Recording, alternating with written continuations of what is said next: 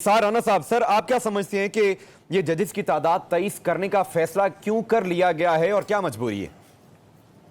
तो मुझे ये बताएं, आप मुझे फौरन रजी भाई की बात क्यों लेते साड़ी तुसी क्यों हर बारी सोच प्रतिक्रिया करा और हर दफा आप मौला जट नूरी को सामने खड़ा करके है।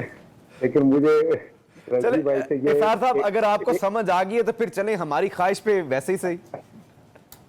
नहीं, मुझे रजी के किसी बात को निगेट करते हुए कोई डर नहीं लगता, क्योंकि रजी के बड़े इंसान है और ये बिलो द बेल्ट कभी नहीं जाते, बहस को बहस और नजियात को नजियात ही रखते हैं पर्सनली होते, इसमें मुझे कोई डर नहीं लगता इनकी किसी बात को निगेट करते हुए।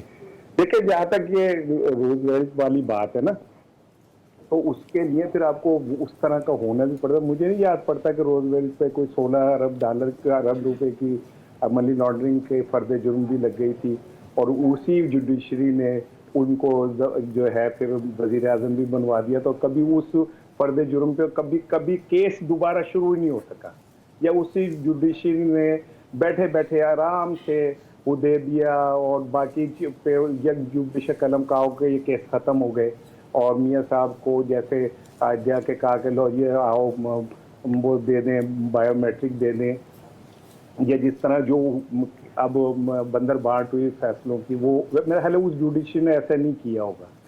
तो उस वक्त के और इस वक्त के हालात में बड़ा फर्क है। ठीक है, उस वक्त रोजवेल्ट इख्तिदार के साथ चिमटा हुआ नहीं था, या उसको ला के नहीं बिठाया गया था कि जी आप बैठ जाए, हमारी मजबूरी, हमें एक फेस चाहिए, तो भावे जी हो जा भी होवे, चलो आप जैसे ही हो तो वो आ जाए। मैंने बीच में वो कहीं मेरा नेट ऑफ हो गया था तो मैं रजी की बात पूरी नहीं सुन सका कि भीख वहाँ कौन मांग रहे थे, लेकिन भीख मांगना तो हमारा फख्र है।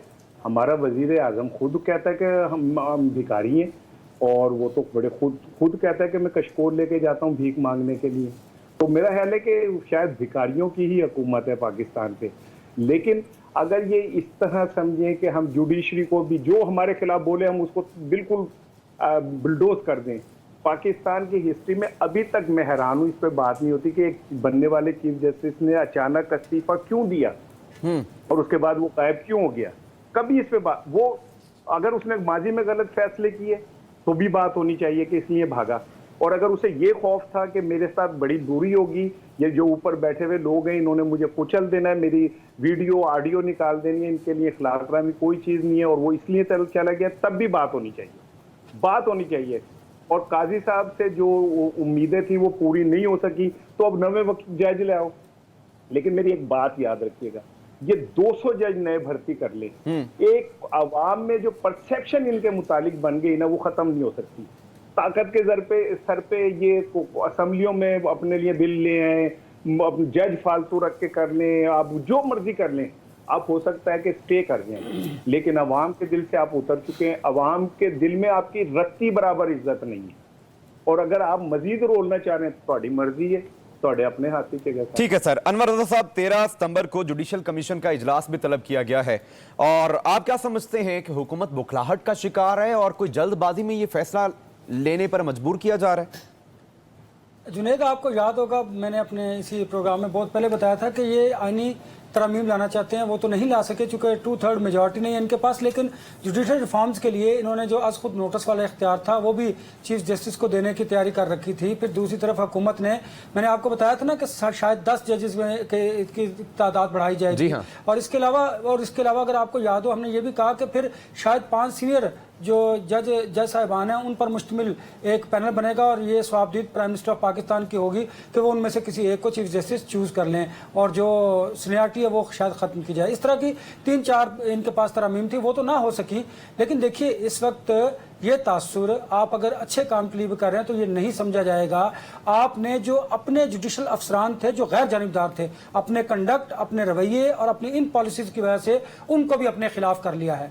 ये मैं बिल्कुल बड़े वसूख से आपको ये बात बता रहा हूँ। दूसरी बात, देखिए कि आप जजेस की तादाद इसलिए नहीं बढ़ा रहे कि आपने जो ज़ेर इल्तवा केसेस हैं उनको ख़त्म करना है। अगर ये बात होती तो आप बहुत पहले ऐसा कुछ कर लेते।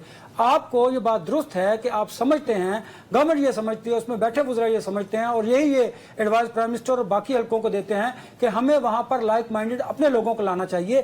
देखिए, अगर यही रविश गवर्नमेंट की होगी, इससे होगा क्या? आपको शायद वक्ती तौर पर तो इसका फायदा हो, लेकिन इदारे तबाह होंगे। फिर नहीं आने वाली गवर्नमेंट जो 5 साल बाद हो या साल बाद हो, वो फिर क्या करेंगे? वो भी अपने पसंद के जजेस को ले आएंगे। तो इस तरह इदारे नहीं चलते। आपको अब देखें ना, इससे कन्फ्रंट्रेशन की जो फिजा है उसमें इजाफा होगा। जुडिशरी पहले ये समझती है कि पार्लियामान जो है, बिलखसूस हुकूमत, उनको कट टू साइज करना चाहती है, उनके इख्तियार सल्ब करना चाहती है। तो इस सिचुएशन में अगर जजेस की तादाद बढ़ाएंगे तो जजेस इसका तासुर क्या लेंगे? इससे होगा क्या? पार्लियामान और जुडिशरी के अंदर एक जो खलिश है वो मजीद बढ़ती चली जाएगी और इसका नुकसान इस रियासत को होगा, इदारों को होगा, मुल्क को होगा, आवाम को होगा, हुकूमत को बाद में होगा। लिहाजा हुकूमत को चाहिए कि अगर आप जुडिशल रिफॉर्म्स लाना भी चाहते हैं तो आपको इस पर पूरी सियासी जमातों के साथ मुशावरत करनी चाहिए, जजेस को ऑन बोर्ड लेना चाहिए। इस तरह नहीं कि आप सिर्फ कौमी असम्बली के इजलास में आप उसमें को बिल ले आए और उस बिल को पास कर ले। देखिए, इससे तासुर जो है वो गलत जाएगा और मजीद जो हुकूमत के खिलाफ वो जुडिशल अफसरान जो गैर जानिबदार हैं वो भी शायद फिर जानिबदार हो जाएंगे और इससे ऑल राइट, अनवर साहब, आपका पॉइंट आ गया है।